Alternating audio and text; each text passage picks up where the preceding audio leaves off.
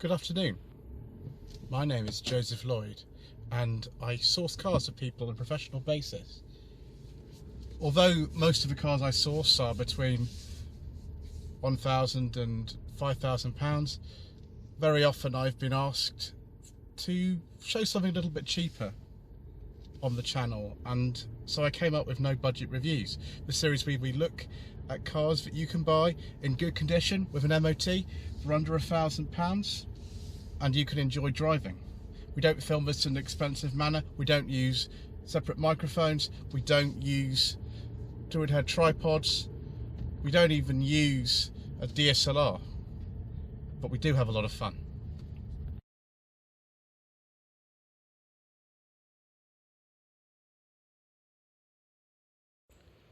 Someone once said to me that they wanted to see more Saabs on the channel, and well viewers, here we go.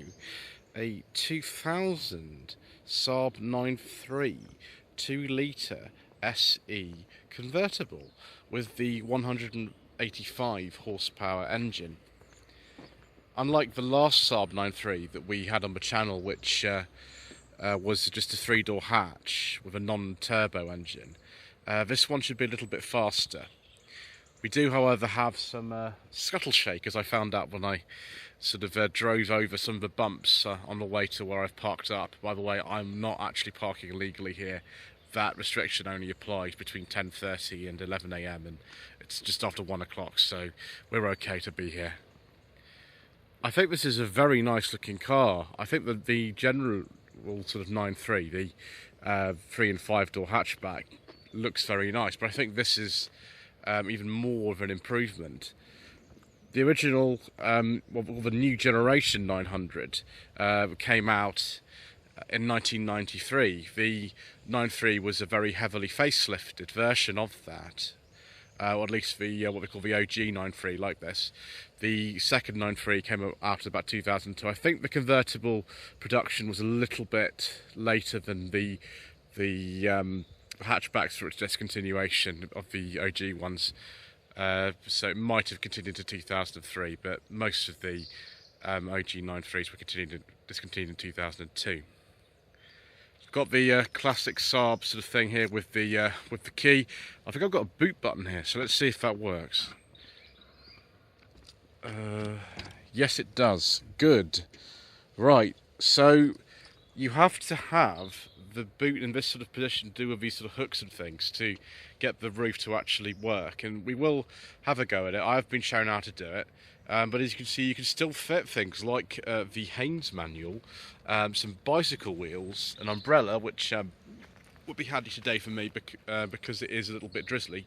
In here, I think the boot capacity maybe 250 litres, something like that. In this position, a little bit more if you've kind of, you know, put it in different position. You can actually adjust this, as you can see, but it needs to be in that position. I'm going to put the roof down, which I will do a little bit later.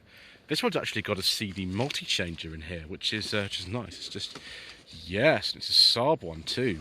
Very nice, viewers, as well as the parking sensors, which I've been grateful of today already, because actually trying to reverse this is not the easiest, as it is with a lot of convertibles, so that's a very wonderful thing. Just put that, there we go. That electric arrow, by the way, does work, viewers, although it's a little bit difficult for me to show that on my own. I might get a little cutaway of that a little bit later when I return to where the owner lives, a gentleman called Andreas, who's supplied me with another interesting car for review today as well. Let's just have a look at some headlamp wipers before we go inside. I know some of you in particular who watch a certain Welsh-based YouTube channel will actually need that, but I'm not that fussed about that kind of thing myself, but I am much more excited about things like wood and leather. If only it was a beige leather interior, views, then I'd be even happier, but this will keep me happy enough. Let me just shut the door. Okay, so you can release the boot actually by using that button there. That does work on this car. As you can see, the gearbox is locked into reverse because If you don't do that, you can't get the ignition key out. It's a Saab thing. There we go, it lives down there. I might not demonstrate the hood right now because, as you can see, the rain is very much coming down. But if we just perhaps move this and switch it on, we might just see some sort of things on there, all the instruments and stuff. A lot of these buttons, I think, were designed for use with gloves. Of course, it's very cold in winter in Sweden. Night panel here is a classic thing. That actually makes all the instruments, apart from the speedometer, darken when you use it at night, and will only come up if there's a problem, like a warning light needs to come on, or you've got low fuel and interrupt you. We've got a turbo gauge, viewers. That would be very nice. One thing that's not so nice is the average fuel economy of this car. 29.3 miles per gallon. Yes, not the best, viewers, I think is the answer to that. There was no forbidden fuel version of the Cabriolet. There was in the hatchback, but we don't talk about those on this channel, viewers, so we shall instead talk about the, I think it's called the Saab H engine, this particular one. I get confused with the Saab H and the B engine. They are very much related. I'll have to double check that before we go out for a drive. But yes, it's very distantly related, and I mean very distantly related to the old Triumph Slant 4 engine that was used in things like the Dolomite. Open up the glove box, and I'm afraid I don't think we're getting any secret mission documents in there. We might do, let's just see. Ooh. That is not going to go in. See if it will go in this door pocket instead. There we go. We've got airbags aplenty in here, which is good. The dash, I don't know if this is quite as soft touch as I was expecting. It is a little bit, and of course we have some nice wood here, and we've got climate control, which is very nice. It's about this thing that I push here. What happens if I push this?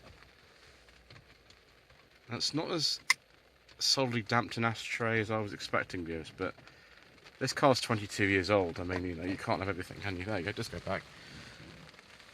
Yes, the fog lights are just here. We do have front fog lights on this SE model, and the good old Corsa B mirror switch that's in absolutely everything. Vectra Bs and the Omega Bs and all sorts of other things. I think that might even be in the Astra Gs as well. Cruise control is just on there, which is nice. Volume control's just there, and there is a track skip selection. This is the original stereo, by the way, and again, apart from these tiny little things here, I mean, though you can't adjust those wearing gloves, can you, really? But everything else is pretty straightforward. It's very sort of General Motors of the 90s to have the display split like this. Obviously, it helps, you know, with unique fit radios and things they were into at the time. Maybe it gives it away slightly that this car is actually based on a Mark III Cavalier chassis. That's why one of the things you want to do with these to prevent them having problems with the sort of the bulkhead and also the steering rack. It's quite a common thing on Mark III Cavalier based cars, and there's tons of them. There's this sort of strengthening brace you can get, I think they call them, and this has been fitted to this car, so it actually improves the handling a little bit, as well as you know, not having kind of, you know, things falling apart at the bulkhead, which is not good. We don't like cars falling apart at the bulkhead, viewers. Right, I think I'm going to have to get into the back, which means getting off these rather nice seats, which I'm not looking forward to particularly, but we can have a look down here. First of all these switches here. We've got rear electric windows and front electric windows, and that's for closing all four of them, and that's to the roof, although there is a procedure before you do that to pull that handle out before you retract the electric roof. Normal handbrake, which is very good, and I should stop delaying things and actually getting to the back, shouldn't I, viewers? This is going to be interesting. Okay, viewers. Side airbags there. Right, does this go? Come on. Oh. Yeah. Why is it not moving? That's going to be impossible for me to get into. Let me go around the other side. Okay, viewers, I've had to manually slide this forward as well as pulling the lever so I can get in. Okay. Right. Once the front passenger's got no legroom at all, it's okay. I'll leave that door open so I don't get stuck in here. Right, that's okay now. Actually, I could put this a bit further back, couldn't I? It's just getting through this gap. And there are ways of turning these on and off, actually, in the front. There's a switch, I think, down there for operating the interior lights. But it's not too bad. Obviously, you can see in my driving position, there is not really a lot of legroom here. You do get a nice view, though, of the dash in here, which is good. Obviously, it's only for 2 people. There's no middle seat. You do get an ashtray, though, and you also do get a little vent. If I can just reach over and do this, here we go. No soft close ashtrays. I shouldn't be getting annoyed about that kind of thing, viewers, considering you can still buy one of these cars for under £1,000, but for some reason I do. It annoys me in some way. Maybe it does you too. I've just double checked, and this is indeed the Saab H engine. In this case, developing 185 horsepower, 2 litres in capacity with a turbo. This is the full pressure turbo, as opposed to the low pressure turbo that was fitted to the 154, later 150 brake horsepower version. There was also a 205 brake horsepower version known as the HOT, high output turbo. And then of course there was a normally aspirated 2.3 for a short time, which was replaced by that low pressure turbo. And then there's a crazy Vigan with about 230 horsepower, it was a 2.3 turbo. So front wheel drive, like I think every Saab car pretty much, maybe 1 or 2 exceptions. Some of them was of course all wheel drive. That looks very much like a General Motors cap for the coolant reservoir, and because it says German all over there, I'm pretty sure it is.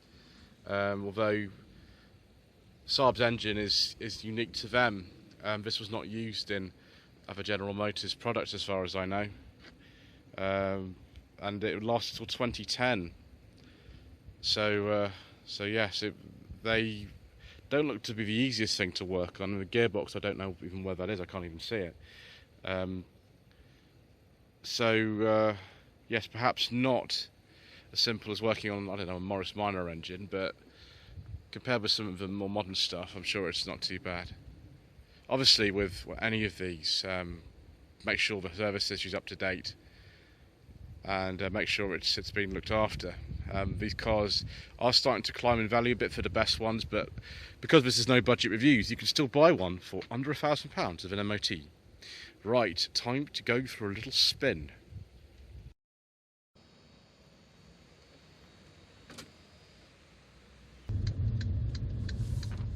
So viewers, in my climate-controlled, leather-lined and wood-adorned Saab cockpit, what were the engine options available for one of these 9.3s? Well, the base engine was the one I tried last time. It's a 2-litre non-turbo version of this engine, generating 130 horsepower. At launch, there was a very short-lived 2.3 version of that engine, which generated 150 horsepower, but that was replaced after about, I think, less than 6 months with a 2-litre turbo of the same output, slightly more, 154 horsepower. Although in 2000 that was reduced to 150 horsepower. Above that, this one, the sort of full pressure turbo version with 185 horsepower. I've heard that if you go higher than this, you have problems with wheel spin, but my turbo boost gauge is remaining firmly in the blue, and so of course when you drive moderately, it's not a problem. Above that, the high output turbo, the HOT, a lot of those available with the aero trim, generating 205 horsepower. It's a bit more than I officially said. And then the crazy Vigan, even more, was 2.3 version of the engine with the turbo, 230 horsepower. In fact, let's discuss some of the trim levels. The S was right at the bottom. There was S Airflow, SE, SE Airflow, SE Design Edition, the SE Sport, so lots of SEs and suffixes, rather like the Volvos of the period. And then, yes, the Aero and the Vigan.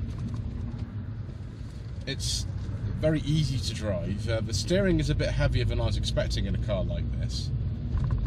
It doesn't massively feel like a Mark III Cabriolet, even though I know it's very much based upon one of those. To be honest, it feels pretty good. The ride is okay. There is some scuttle shake, but then you'd expect that from one of these older convertibles. Overall, it's pretty easy. The gearbox is nice. This car's only done something like 59,000 miles though, so you sort of expect that. Lloyd Vehicle Consulting stickers, t-shirts and mugs are available by clicking the link to the Google form in the video description below. 0 to 60 in this car takes 7.5 seconds, but because it's wet and because of the sort of person that I am, I don't think we're going to be exploring the upper end of the boost gauge today. I prefer to leave it in the blue section. But yes, maybe if I had a fixed roof one of these, I'd want to drive it a little bit harder.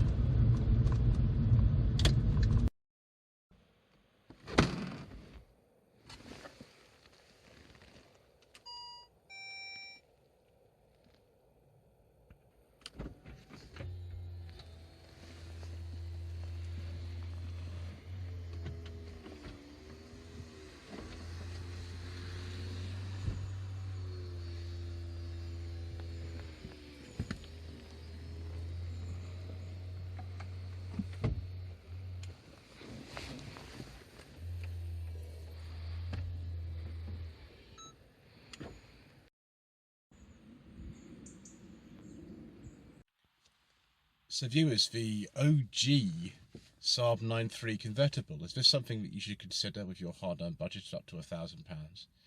Well, as long as the roof works, this one does, although you just have to sort of get used to sort of the idiosyncrasies. Rather like most of the rest of the car, you'll either really like the way that this car has the ignition key on the floor and it locks into reverse, or you won't. You'll like the way that it drives, a little bit sort of softer than something like a BMW, or you won't.